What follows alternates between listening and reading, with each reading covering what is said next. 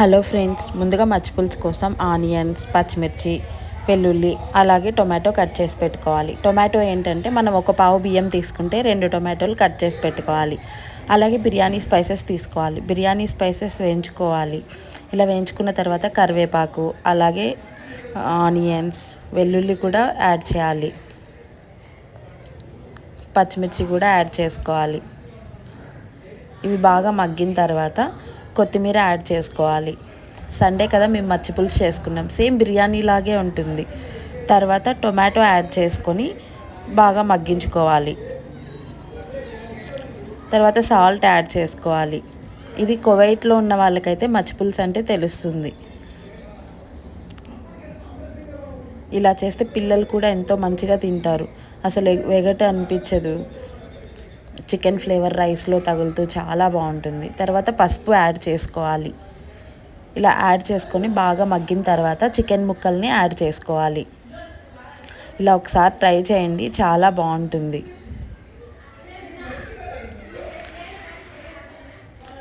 అలాగే ధనియాల పొడి యాడ్ చేసుకోవాలి. ధనియాల పొడి ఏంటంటే ఒక పావు బియ్యంకి 1.5 టేబుల్ స్పూన్ యాడ్ చేసుకోవాలి.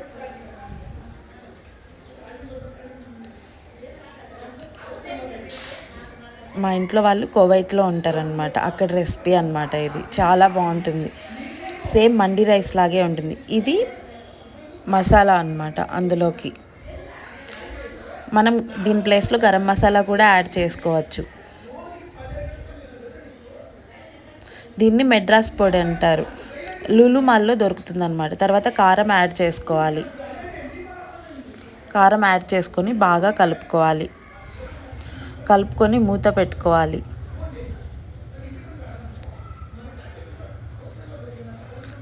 తర్వాత మనం ఒక గ్లాస్ బియ్యంకి 2 గ్లాసులు వాటర్ యాడ్ చేసుకోవాలి. మనం చికెన్ ఇలా ఉడకకముందే చికెన్తో పాటు మనం బియ్యం కూడా కడిగి పెట్టుకోవాలి చికెన్ యాడ్ చేసినప్పుడే. తర్వాత ఇలా వాటర్ వచ్చిన తర్వాత మనం చికెన్లో వాటర్ యాడ్ చేసుకోవాలి. ముందుగా కొలిచి పెట్టుకున్నాం కదా ఆ వాటర్ని. బియ్యం ఎక్కువ నాననవసరం లేదు. మనం ఎప్పుడైతే చికెన్ ముక్కల్ని యాడ్ చేస్తామో అప్పుడు కలిపి పెట్టుకుంటే చాలు. అదే కడిగి పెట్టుకుంటే చాలు. చూడండి, ఇలా ఉడికే వరకు ఉడికించుకొని తెల్లే వరకు. తర్వాత చికెన్ ముక్క ఉడికిందో లేదో చూసుకోవాలి. తర్వాత మనం చికెన్ ముక్కల్ని వాటర్ని సపరేట్ చేసుకోవాలి. ఇలా వీడియోలో చూపిస్తున్నా కదా అదే విధంగా.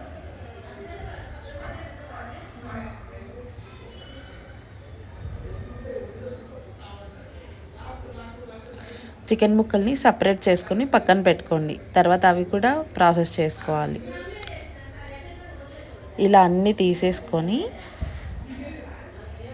వాటర్ని వడగట్టుకోవాలి. ఎక్కడైనా ఆ పీసెస్ ఉంటే కొంచెం రైస్ టేస్ట్ పోతుంది, అంటే ఆకులు అట్లా కనిపిస్తుంది. తర్వాత మళ్ళీ వాటర్ యాడ్ చేసుకొని అందులో మనం ముందుగా నానబెట్టుకున్నాం కదా బియ్యం యాడ్ చేసుకోవాలి. చాలా సింపుల్ అండి. చూడ్డానికి ఇంత డిఫికల్ట్గా అనిపిస్తుంది కానీ ప్రాసెస్ చేస్తే చాలా ఈజీగా ఉంటుంది. సేమ్ మండి రైస్ లాగే ఉంటుంది. బిర్యానీ లాగా కొంచెం హెవీగా అట్లా అనిపించదు.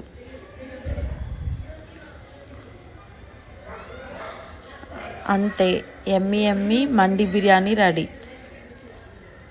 అదే అండి, మచ్చి పులుసు రెడీ. దీంట్లోకి మనం ముక్కలు తీసి పెట్టుకున్నాం కదా ఆ ముక్కల్ని ఇలాగే ఆయిల్లో వేయించి పెట్టుకోవచ్చు. మీకు జస్ట్ ఒక పీస్ వేసి చూపిస్తున్నాను. ఆయిల్లో డీప్ ఫ్రై చేసుకోవచ్చు. లేకపోతే ఇలా అన్ని ముక్కల్ని యాడ్ చేసి ఇందులోనే అల్లం వెల్లుల్లి పేస్టు, కారం, సాల్ట్ కాస్త వేసి వేయించి పైన గార్నిష్ చేసుకోవాలి.